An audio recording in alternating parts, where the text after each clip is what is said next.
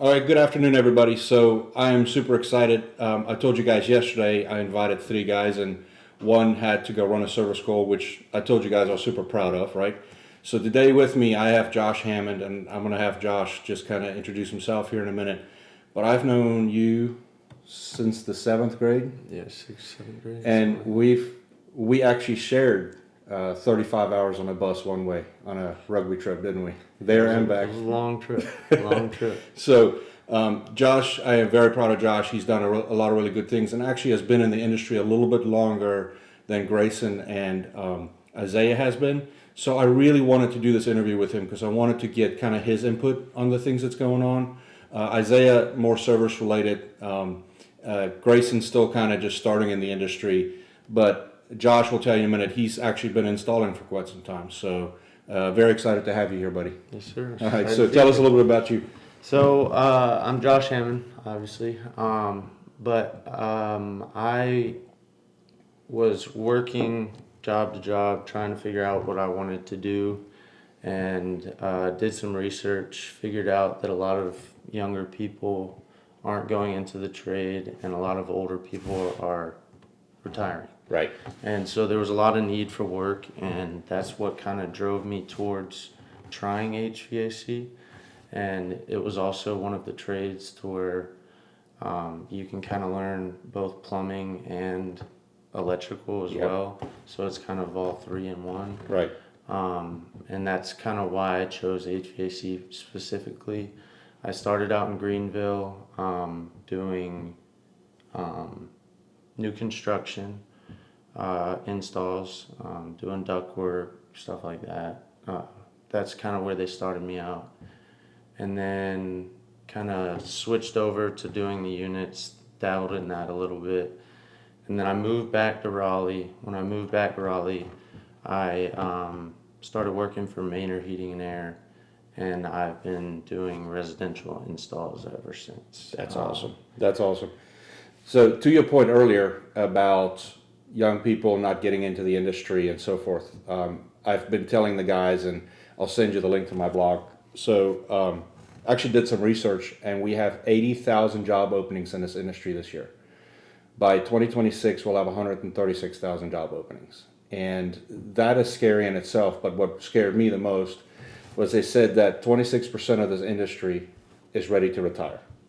Mm-hmm. So we're not getting young guys in, and the old guys are ready to retire, right? So that is good and it's bad. It's good because we get guys like you that is sharp, that wants to do this, and you can make a really good living very quickly, right? Mm-hmm. Now, you know my kids, you know Jack. So Jack's in college. You know, he's not a hands-on kind of guy, you know, so he decided to go that path. Grayson is decided to be hands-on and has already in high school started working for a local company here, and that's kind of what his path and his future is going to be. And I know you can talk to this because you pulled up in a truck that I really want and that I love. You can get to that point very quickly where you have a home and you have, you know, you're self-sustaining at an early age. Talk a little bit about that. Yeah, so the way our company, and I think most people who, or most companies that are doing commission-based pay, we get 9% of every job that we install, and we split that both lead man and helper. So it's obviously you're making a lot of money. Right. But you're making money for good work, right? Yeah. Because there's callbacks, there's things like that, Yep. which you end up having to go back on your own time. So you're incentivized to do good work. And you also learn from going on your own callbacks and just learn from making mistakes. Yeah.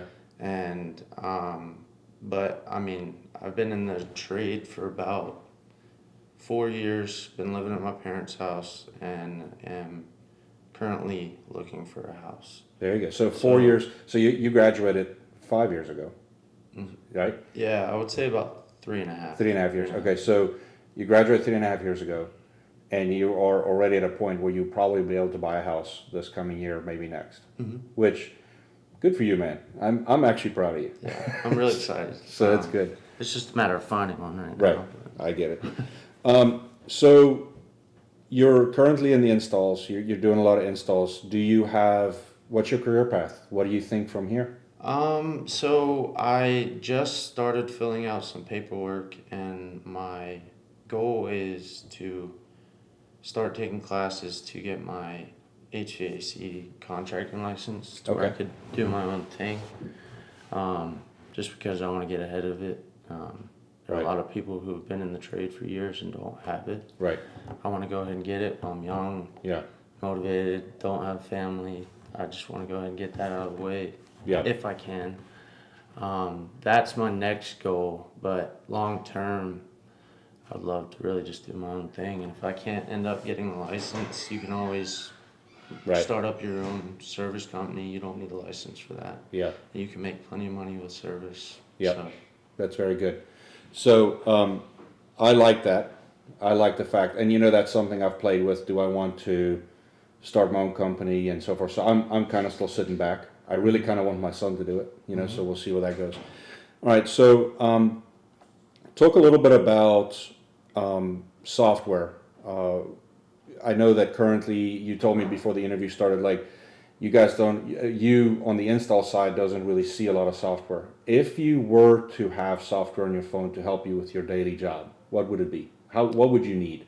really just something to where you can go back and look at jobs, like basically just an app that holds all your jobs and all the pictures Right, and just simple stuff like that, to where you don't have to go searching all throughout your emails and all that kind of stuff looking for information for a job you had weeks ago that you had to call back yeah, on. And really just stuff like that. Clocking in, clocking out, right? clocking out. How about inventory, kind of knowing what's on your truck? Now that would be very nice too, because we resort to pen and paper. Sure. And when you could, I don't know, just do it on your phone rather than. Yeah. So that's actually a big part of what we do a little bit, but it's interesting that you're saying, because I know you're working for a pretty big company, kind of on the go. I think that there's probably a lot of money that can be saved, by knowing what's on the truck, and that type Well, of and stuff. also too, like one thing we really struggle with is warehouse. As far as deliveries go, it'd be nice if like somehow you could like send back to home base, like I need 2 T fittings, I need Right. capacitor, I need this, I need that. Like you send it in directly, they bring it in, they bring it to you, and they have the specific parts rather than trying to guess what you're texting them. You Yeah. know what I mean? No, I get it. And so as a young guy starting in the industry, very stressful, right? You're needing to learn about gauges and pressures and all this other stuff, static pressures, everything. It's a whole learning curve. And I would think that having some of that information at your fingertips would probably be helpful. Can you tell me how do you see kind of software helping you with training and development? Really, that's a good question. Training and development. I'm not sure too much on training, just because. So the company I work for, we have a training division. Okay. So we have a full-time trainer. That's awesome. And he comes in, he trains us.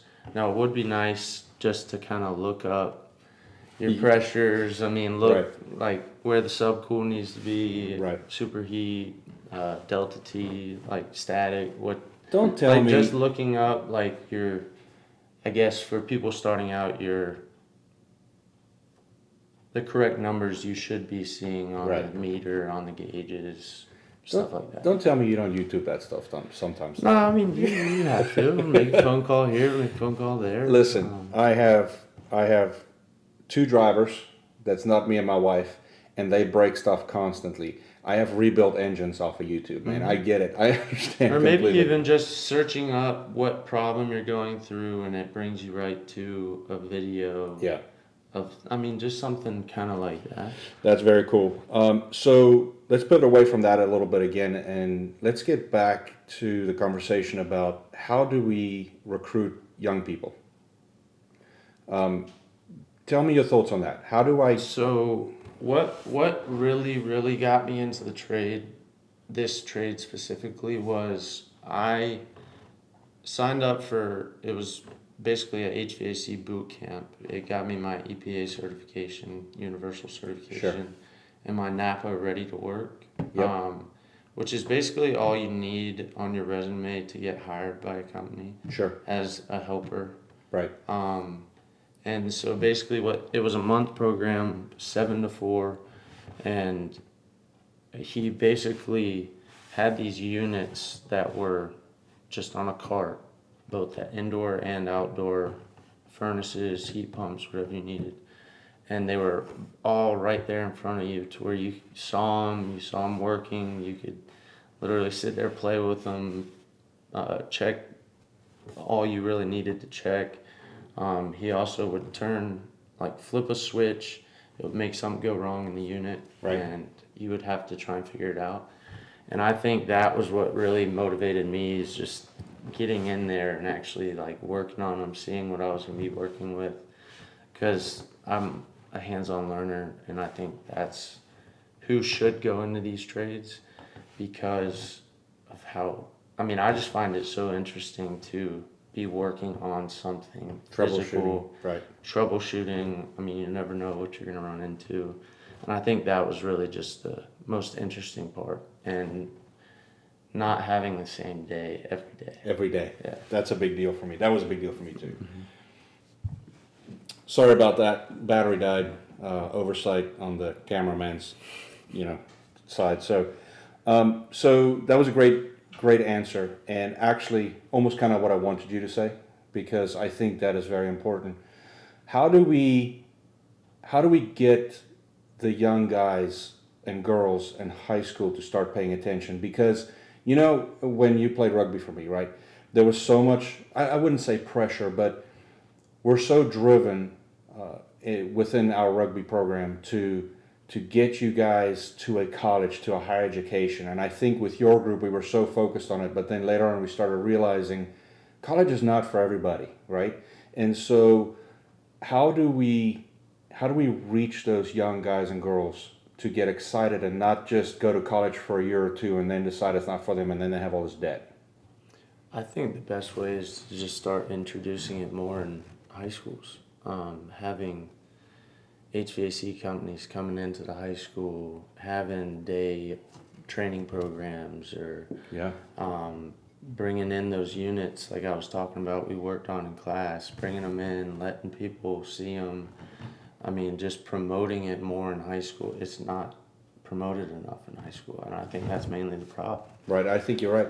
And I even have talked to some heating and air companies and some plumbing companies to say, sponsor a set of jerseys. Yeah, right. We don't, as a coach, I'm not coming to you to say I just want your money to give me a new set of jerseys. I'm giving you an advertising opportunity, and something that I was actually going to talk to you about, because I want you to come do this for us one Thursday night. But we now on Thursday nights get people from the community to come out, and if they have what we deem to be a blue collar job or a job that didn't need college, to come talk to our kids and encourage the kids and see if there's any interest within our group. Mm-hmm. Something else we're going to start doing this year is actually do a signing day like they do for college. But Johnny is going to go work for Maynard Heating and Air. We get somebody from Maynard down. We actually have a signing day for them at the college, because we have to break this myth. Mm-hmm. We have to break the myth that you can only be successful if you go to college. I didn't go to college, so, and I'm not going to say I'm super successful, but I've made it, right? And I can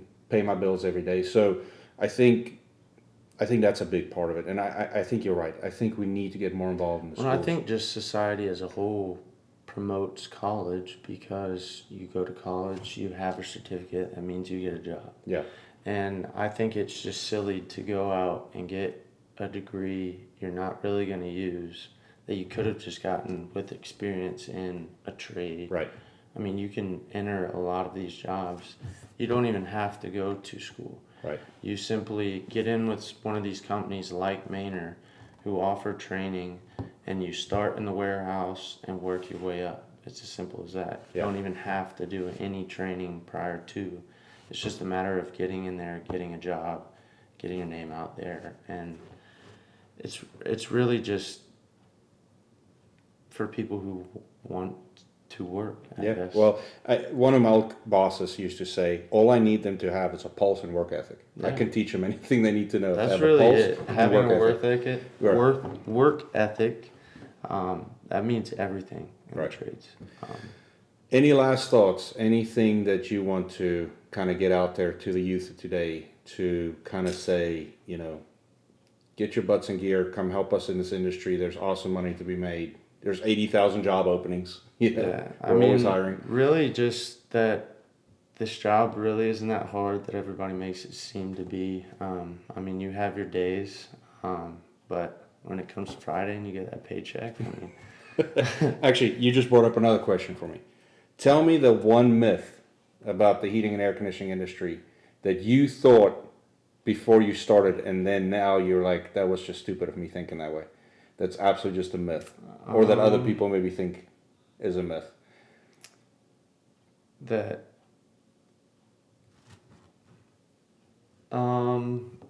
really just that you get used to the addicts. Yeah. I mean, I thought that I wasn't addicts gonna were bring gonna the kill attic- me. I wasn't going to bring the attic up, but you did. But you get used to it. It's Right. like a sauna. Right. Keeps you fit, keeps you young. Keeps you healthy. Yeah. And so, I mean, that's really one big one. Yeah. The attics and the crawl spaces. And then, And I thought like it would be scarier working under there with all the spiders, snakes. I mean, you get used to it. it is what it is. And it when it comes down to the money you're making, it's really Right. just another day. All right. Last thing. I'll let you go.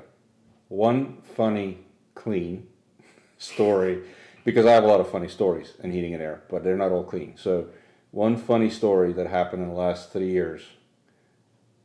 And if you don't have one, that's fine too.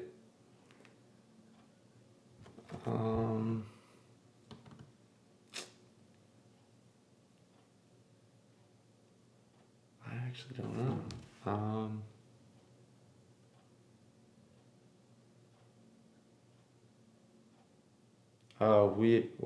One kind of funny story when I was, it was actually at Manor. We had a guy who was messing around up in the attic, and he just ended up stepping in the wrong space, and he ended up Right? falling right down through the attic. Yep. That Those are happens. always just kind of funny. It is funny, and I know people get very upset because it's damage to the home and everything else. However, drywall is cheap. and Nobody got hurt. Nobody got hurt. And looking back on it, it's pretty funny. Right. We also had a guy, we were working, and a squirrel hopped into the cab of the truck. A door got shut. They went to go try and get it out. One of the guys opened the door with his body in the opening, and the squirrel came out and latched onto his face. So I told you I have many stories. I work for a big company and we're publicly traded, and we had to do inventory counts on vans every quarter. And that was really just a way for us to really goof off in the back and get paid for it. Looking back, we were young, whatever. But I remember the one day we shot a guy in the back of his van and then dropped a couple of smoke grenades in the back that we used to see of ductworks leaking. And I remember the conversations after he came out of there, and he was not very happy. So we did a lot of that type of stuff. And then last one is I remember taking a float switch and an audible alarm and wiring it to my boss's desk drawer. So every time when the drawer alarm go off. So we did some really fun stuff like that. Josh, thank you so much. It was great to see you again. Thanks for hanging out with me. I hope owners watch this video. Yeah. so that they can start really understanding that it's better to hire 2 or 3 young guys and teach them the company habits and the culture versus going out and finding a 40 or 50-year-old crusty guy. Not that there's anything wrong with those guys, but they bring their bad habits with them a lot of times. And, I think it's more valuable. And there's a misnomer, I think, that the youth is not loyal. You're obviously very loyal to Manor. I know you've been there for several years. And, it's like they've put a lot into it, and I think you know that, right? And so not that you're going to be there forever, but I really want company owners to start understanding to go find young guys and spend the money in training them. Because if you don't, your competitor will. And I think that's why I've stayed so loyal to Manor, because they give back to their employees as far as training goes. Yep. And that is one thing I can say that they're really good at, and that is keeping their people trained. If we have any kind of questions, we have a full-time trainer. Yep. And we can go ask them. I think that's one of the biggest things, is just teaching people so that they're confident out in the field. I agree with you. Thanks, buddy. I appreciate it. It was great to see you. Sir. All right. Thank you very much for watching. Please remember to like and subscribe, and we're hoping to bring more of these to you guys. I do have an interview lined up with a company owner. I don't know. We had to reschedule a couple times. It's busy right now. So I'm hoping to bring that to you guys, and just keep making some videos for the channel. So please like and subscribe if you like this video and you found it interesting. Thank you.